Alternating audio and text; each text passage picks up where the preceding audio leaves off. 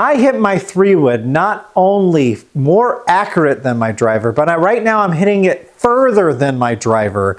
And I was recently told it might be my driver shaft. So I'm gonna build myself a new driver shaft and see if it actually makes a difference. Let's get started. So like many of you probably have done, I bought my driver on eBay for a really good deal. This Stealth 2 about a year ago was about $100.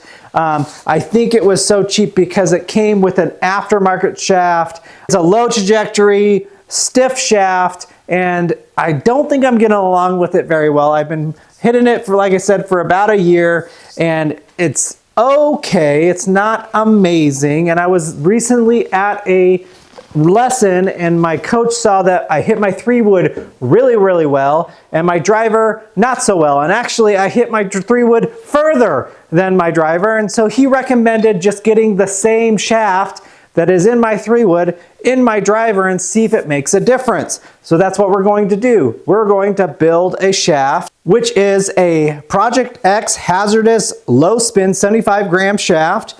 Exactly what's in my 3-wood, and we're going to build it. To do that, we're going to need some stuff besides the shaft. We're also going to need a grip. I have this Super Stroke grip. We're also need the grip tape and solvent for that, which I have from regripping my clubs about a year ago.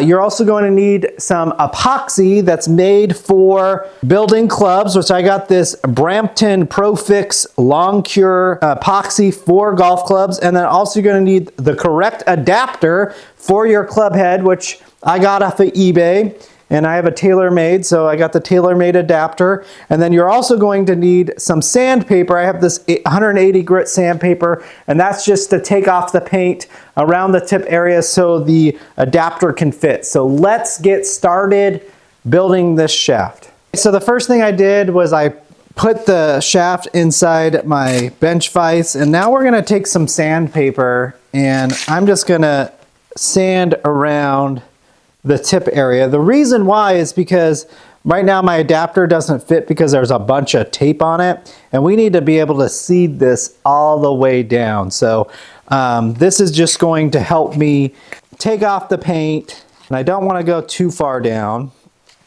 I just want to go as far as the adapter is going to go, which is not that far down. So I'm just going to start up the top here, and I'm just going to kind of go around it with the sandpaper until the adapter fits on there perfectly. All right, so this is prepped. This is prepped. Oh yeah, it slides on there nice now. Oh, I don't have the ferrule on, that's why it's sliding on so nice. Yep, that looks super good. I'm happy with that. All right, so now that we have it prepped to where this fits on really good, the adapter fits on, I'm just gonna make sure all of the dirt is out, and I'm also going to wipe down the shaft a little bit to make sure that it's nice and clean before we do any of the epoxy. And so this is epoxy that is specifically for golf shafts. I bought this specifically for it. I know online a lot of people said that you could go to Home Depot and just get something over 6,600 PSI, but this was only 12 bucks on Amazon. Might as well get the right stuff. Okay, so I'm a big instruction reader. Comment below if you're an instruction reader, but I definitely am. And it just says use equal parts, so I'm just gonna make sure I get about equal parts. And I don't need a ton of this because one, I'm only doing one club, but I'm also gonna make sure I mix enough. And so I might be mixing too much. And I just got a little wood stirrer here. And I'm just gonna mix this up until it's thoroughly mixed. And that might take some time, but it is what it is. And this is a long cure epoxy, so I'm going to have a lot of time to work with this, so I'm not like super worried. Okay, so I'm going to put some in the adapter, like so. And then I'm going to put some just on the shaft. And I don't want to put like a ton on because I don't necessarily want to clean up a big mess. There we go. And then I'm going to make sure that when I put this shaft on, or this adapter on, that my standard lie, which is going to be the lie that I want is going to be on the bottom of how I want the shaft to look. Shove it on there. I'm gonna kind of take it on and off. Make sure it gets on there nice and good. I'm gonna take the adapter off, make sure the glues is all in there. I got some extra down here, so I might kind of shove that back in there. The shaft looks really coated, really nicely. I got the adapter on there. And then I'm gonna take it out of my vise, and just to make sure that it's on there, I saw some guys tap it on the ground like this. And then I'm just gonna wipe off the excess epoxy. I just wanna do that really, really good. I'm gonna tap it again. So I got the adapter on. I'm gonna wait overnight. I'm gonna clamp it back in my vise. And then tomorrow we're gonna cut it to length and put on the grip. So this is completely dry now. I let it sit overnight. It looks really good. And so now what we gotta do is cut it to length. And I know this is not how you measure your length of your driver, but I just wanna make it the same as this. Because I did measure it, and if you want to check out this video right here, it teaches you how to measure it. You're supposed to about 45 to the ground, and then you measure from the ground to the top, and this is about 45.5 inches, which I want it to be. So to make sure that this one's going to be 45 inches, I just made up this little jig where I have a board right here to where I'm going to butt this up against it, and then I'm going to measure how long this is, which in this case is 47.5, which is not my driver length. It is just the driver length of me measuring it in this way, so I can make sure that I cut this one at the right length. And all I'm going to do is, knowing that there's probably about a 1/2 inch of grip up here, that I'm going to take about a 1/2 inch off of it, which would be 47. I am then going to put it into this shaft. I'm going to measure it the exact same way. I'm going to mark it at 47 and then give it a cut. So doing some research online, they just tell you to use a fiber wheel, which on my angle grinder, I have a little fiber disc, abrasive disc. I'm just going to cut it as straight as possible. Just take it kind of slow. I got my safety glasses on, ear protection on.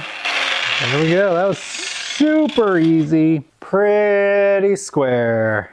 All right, so there's lots of gripping videos out there. I'm just showing you how easy it is. I want to make sure I have my club a little bit upright. And now when I put this on here, I'm going to make sure the grip is on the way I want it to. I'm going to make a little mark how far I'm going to go. There we go. That's where I want my grip tape. I'm going to make sure my grip tape doesn't go past that. I've gripped all my irons before. It's actually super easy to do. Twist this, put it in there, make sure it's down. There we go. And so I'm going to cover the hole in the back, put a bunch in here, put a little bit on here. Like I said, you cannot use enough. Shake this up so it can all get in there. I'm going to use the rest of this. Ooh, I'm going to even put even more. I don't think that was enough. Then I'm just going to start it. Oops. Start it on there. Push it on there. And then make sure it's exactly how I want it on here. I'm going to wipe it off. Now I got a complete shaft. Okay, the shaft is fully built. I would highly recommend doing this if you're thinking about making your own shaft. It was super simple, super easy. Is it perfect? No. If I did it a lot, would I get better? Of course, but like nothing was scary to do. And so let's take both of these shafts, both my old one and my new one, the same one that's in my 3-wood, and see if I can hit this farther, straighter, and see if doing all this work was worth it.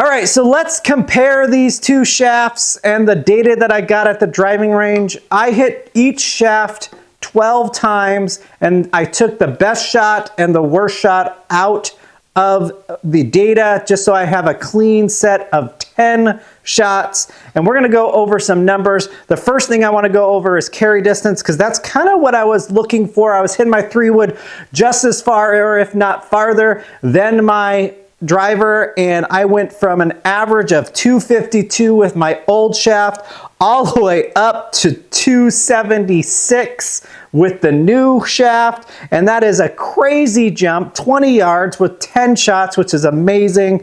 And the reason why, and I knew this from going in, is because of the spin rate. The spin rate on the old shaft was on average was 3,777, while the new shaft was 2,908. So over 800 revolutions per minute.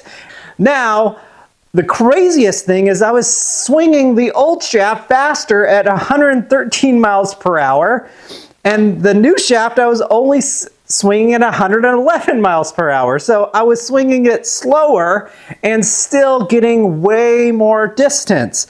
And my front to back dispersion, if you look at this graph right here, is crazy compared to my old shaft, while my left to right is still something that I need to get better, but I think that is more me controlling the face than actually the shaft, and I just need to get some more practice on my driver. But it is an amazing thing, and I would highly recommend you guys doing this yourself if you know what shaft you need to be put in. If you don't, I would highly recommend going and get fitted for a shaft. That way you know exactly what you need to get and have them build it for you, and you'll be surprised on how much it will change your distance, maybe even your dispersion a little bit. And so go ahead and do that. And if you found this video super valuable for you, go ahead and like and subscribe, and maybe share it with a friend. And then go ahead and go in the comments. If you've already switched out your shaft because you got fitted for it, explain the experience down below. If you had good experience, bad experience, are you hitting it better? Are you hitting it worse? What shaft you went into? Was it something that you didn't expect to be put into?